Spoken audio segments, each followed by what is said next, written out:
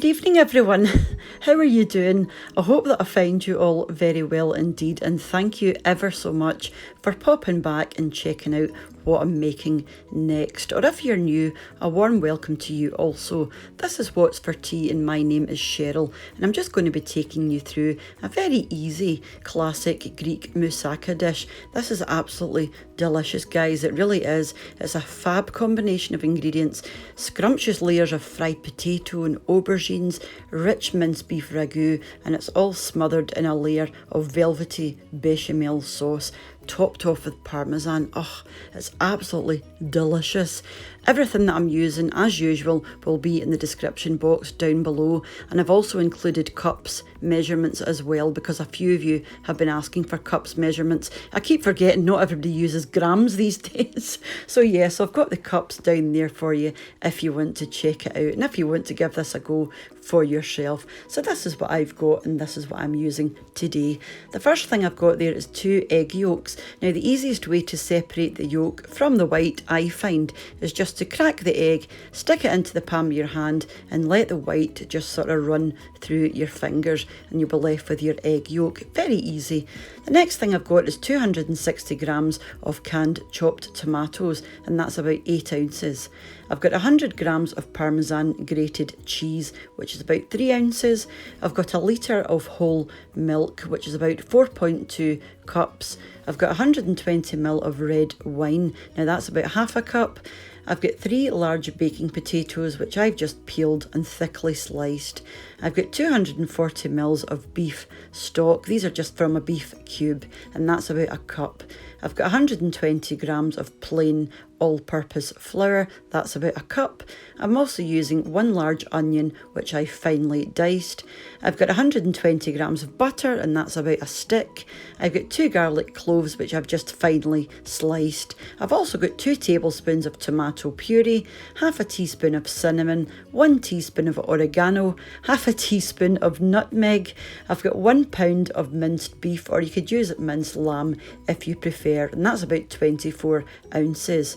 And you're also going to need 2 or 3 aubergines. I've used 2, and you just want to wash these and then sort of slice them quite thickly along the long way. You'll also need some olive oil, some vegetable or sunflower oil for frying, and a wee touch of salt and pepper. Yep, so let's move on and we'll see how to put all these ingredients together into one amazing dish. So like I said, you just want to cut your potato along, the length of your potato, and that's going to give you lovely large slices like these. And you want them quite thick. These ones are ideal. So the first thing we're going to do is cut our aubergine and get that prepared. So like I said, I'm just going to be using 2, but you could use 3 if you prefer more aubergine. Some folk like to do 2 layers of aubergine in their moussaka. I just like to do the 1 because we don't like too much aubergine in ours. I'll explain better when I get to assembling.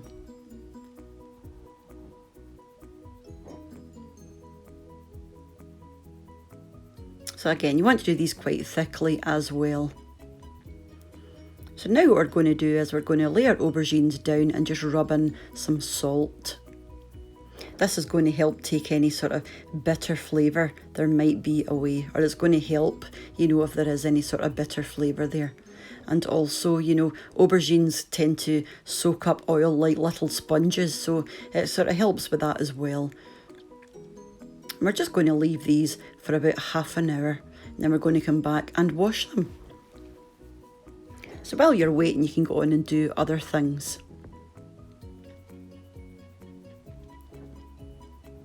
So next we're going to start making our meat sauce.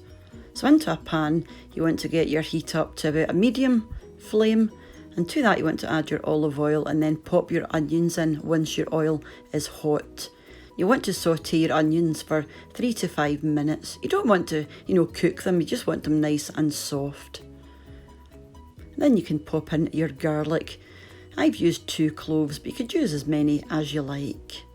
And again, just saute this for another few minutes. Now once you're ready, you can pop in your minced beef or lamb if you're deciding to use lamb. You just want to cook this until no pink remains and it's browned all over. Probably take about 5 minutes. It doesn't take long. Until it looks like this. And I just like to pop in a wee half teaspoon of salt, but you don't have to do this if you're watching your salt intake, and also a wee dash of pepper. Just give it a wee stir through. And to that you want to add your nutmeg, your cinnamon and your oregano. This is going to give your dish a beautiful flavour. Another wee mix in. Then you're going to pop in your tomato puree. This is 2 tablespoons. And just give that a good stir through as well. Easy peasy. And then you can pop in your chopped tomatoes, or you could use passata if you prefer. And another wee mix through. You're going to pop in your beef stock. This is going to give it a lovely rich flavour. Like I said, I just used a stock cube. Give it a wee stir around. And then you can pop in your wine. This is just cheap and cheerful red wine, nothing special. Now you want to bring this up to the boil and then reduce it to a simmer for about 20 to 30 minutes, and this is going to reduce right down and become almost dry, and that's what you're looking for. You don't want this sloppy. And whilst you're waiting, you can go on and do your bechamel sauce. So you want to pop your pan onto a low heat and then get your butter in. Melt that down and then you can add your flour. You just want to mix this thoroughly until you get a nice smooth paste, and then you can gradually start adding your milk. You can use warm milk if you prefer. Just a wee bit by wee bit until you've got a lovely thick smooth sauce. Don't be tempted just to throw all your milk in, because you may end up with lumps that way. So just take your time, it's worth it. Your end result will be much nicer. So this was mine, fully incorporated, and I'm just going to add a wee pinch of salt. Again, you don't have to do that if you don't want to. And about half a teaspoon of nutmeg. And just give that a good stir through. You can turn off your heat and pop in about 80 grams of Parmesan cheese, because the other 20 we're going to use at the end just to pop on the top. Give that a wee stir through. And then you can pop in your egg yolks. Pop them in and just give it another wee stir through. And that's your bechamel sauce now done. And what I like to do is pop a wee bit of cling film over the top so that it's actually touching the sauce. And that means when you go to use it later on, you won't have a nasty thick skin on the top. That will stop that from happening. So that's a nice wee trick to know. You won't get that pudding skin, I call it. So that'll stop that from happening altogether. So just set that to the side just now. You're going to go back to your aubergines. These will have had the half hour by now, and as you can see, it's produced a sort of icky liquid. So you just want to wash your aubergines and then pop them onto some kitchen towel. We're just going to pat them dry because we're going to be frying these, so obviously you don't want them wet when they hit the hot oil. And you can just leave those to the side again. So you're going to pop back to your cooker and we're going to start frying now. So into a pan you want to grab some sunflower oil or vegetable oil. I just like to use a shallow pan, but you can use a deep fat fryer if you have one. So get your oil up to a lovely warm piping hot heat, and then we're going to start frying our potatoes. If you want a healthier option, you can actually bake your potatoes and your aubergine.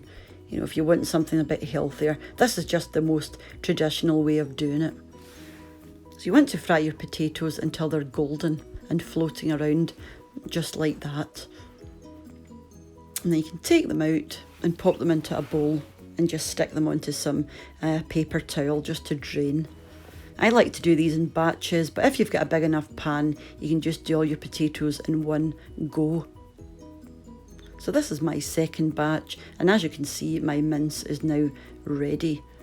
Look how much that's reduced down.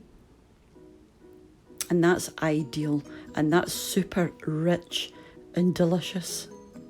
So that's my second batch of potatoes done. So I'm going to lift these out and stick them over with the other ones. And then I'm going to get the aubergine into the same oil. You just want to fry these again, just until they're starting to change colour and starting to go golden. So that's the potatoes there.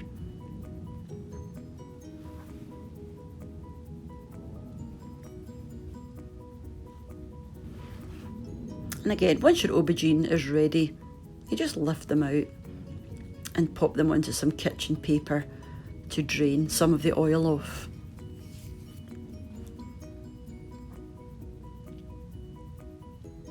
Now you can go back to your mince.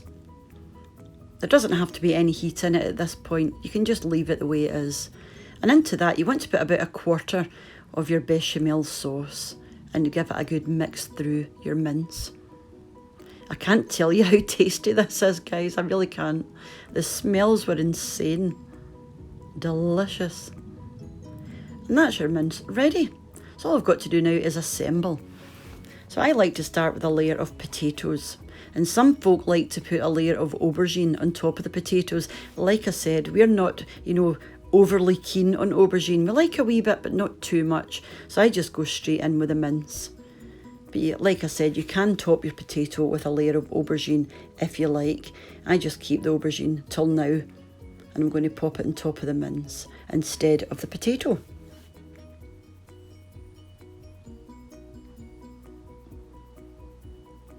And once you've done that, you can just go in with your bechamel sauce. Just cover the whole thing.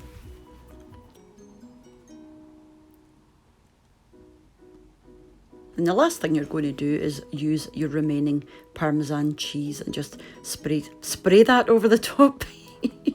Spread that over the top. You want to pop this into an oven for between 40 and 50 minutes, 180°C or gas mark 5. And it should be looking like this. Now you want to let this sit usually for 15 to 20 minutes, up to half an hour. It's just going to help when you go to sort of dish it up. It's not going to fall all over the place and spread out too much. The longer you can leave it, the better, actually. And this was ours ready. We just had some Mediterranean veggies, roasted vegetables on the side. And this is what we had left. Mind you, this dish is absolutely massive. And we get this is 4 portions gone. And there's probably, the same again. So this would easily feed 8 people. So I'm just going to cut this up once it's completely cooled and then freeze it for a later date. I really do urge you to give this a go. It was absolutely beautiful. I can still taste that now. And it's only, 2.5 hours ago we had that now. So I'll definitely be making that again at some point in the near future. It went down so well. Everybody loved it. Like I said, we're not the biggest, lovers of aubergine. If you liked aubergine, you could obviously pop a layer of aubergine on top of your potato. Like I said, we're not really overly keen, so I just do the potato, the mince, then the aubergine, and then the sauce. I like to keep it simple. So that was my traditional Greek moussaka. I think it's actually pronounced not moussaka, but moussaka. So thank you, like I said, guys, for popping over and checking out what I made for tea tonight. And I'll catch up with you tomorrow with Meals of the Week. So until I see you, or whenever you decide to join me again, from our house in Scotland to yours, with lots of love. Bye for now. Bye now.